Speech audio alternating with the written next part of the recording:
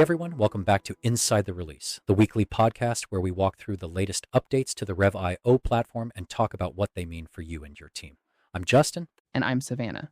Episode 5, and after the Apollo 2 release last week, I wasn't sure how this one would stack up, but honestly, it holds its own. It really does. We've got new features, a packed updates section, and a solid batch of bug fixes. Let's get into it. Kicking things off with something that's going to save a lot of administrative time. There's a new bulk tools section in the admin sidebar menu. It includes 3 tools to start: product import, product update, and payment import. Let's break those down quickly. Product import lets you upload a CSV or Excel file to add new products with drag and drop support, inline error correction, and a results summary. Product update lets you download your entire product catalog, make changes in bulk, and upload the modified file. And only the fields you actually changed get updated, so your other product data stays intact. And payment import lets you bring in historical payment records from legacy systems using CSV or Excel files with automatic validation against customer bill profiles. For anyone who's migrated to Rev.io from another system and still has historical payment data to bring over, this is a really useful tool. The bulk tools area also includes an operation history option where you can review a log of past imports and whether or not they were successful. Next, the project detail screen now has an activity feed that aggregates all project activity into a single chronological timeline. It automatically captures events from tickets, tasks, time entries, purchase orders, and billing, all in one place. That's huge for project managers who are constantly trying to piece together what's happened on a project. You can filter by event type, date range, or team member, so it's easy to zero in on exactly what changed since your last visit.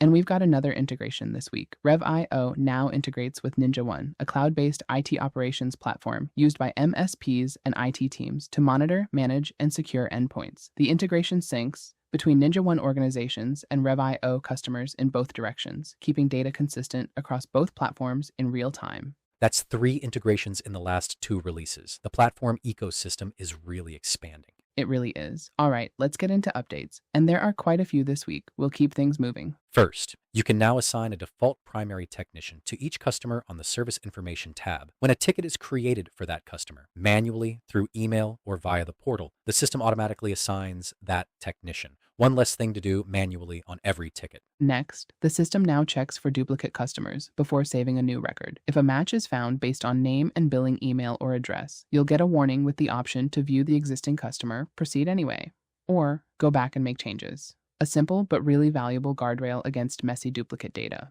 The Opportunities list page now includes a funnel visualization showing your pipeline by stage with dollar values and opportunity counts at each tier. You can click any stage to filter the table to just those opportunities and click again to clear the filter. It's a great way to get a quick read on where your pipeline stands. You can now view and override the service address on recurring services directly from the services listing and forms. So instead of always defaulting to the customer's primary service address, you can specify exactly which address each service should be associated with. There's also a new token available in the Workflow Email Token dropdown, the Work Requested field. When a ticket triggers a workflow, that token populates with the work requested information from the ticket. That's really useful for making automated notifications more informative and actionable.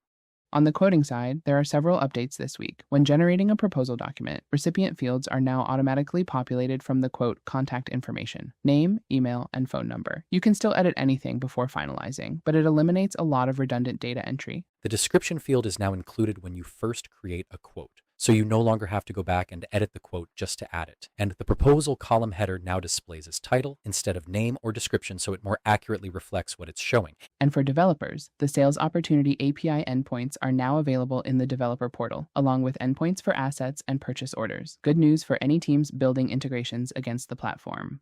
One more update worth calling out. During Outlook or Google Calendar configuration, you'll now be prompted to select a default customer for any calendar item that doesn't have an associated customer. Keeps things tidy on the calendar integration side. Okay, bug fixes. There are several this week, and we'll keep it short. The topic field on the Ticket Activity tab now correctly defaults to Work Performed and no longer shows the System Only Email Received option. The email option in Service System settings now properly saves when you update the checkbox value instead of reverting. Asset type filters now correctly return only matching assets when searching or filtering. And the ticket list now correctly displays tickets in a closed state when all filters are removed. Time logs on tickets in a closed or build state can no longer be edited or deleted from the time entries list view, which protects completed work from unauthorized changes. Ticket tasks that take multiple days now display correctly on the dispatch board for all scheduled days. And hyperlinks and workflow automations now correctly retain their links and support dynamic tokens, so you can generate links to specific records like tickets. Before we wrap up, we want to thank all of the clients who shared their feedback and submitted ideas. Your input directly helps shape the direction of the platform and the features we prioritize. That's a wrap on episode 5. Bulk tools, a project activity feed, a new NinjaOne integration, a ton of quoting and workflow updates, and a really solid set of bug fixes. What a great release. We'll be back next week with whatever comes next. I can't wait. If you've got questions about anything we covered today or feedback you want to share with the team, please let us know in the community. We'd love to hear from you. Thanks for listening to Inside the Release. We'll see you next week.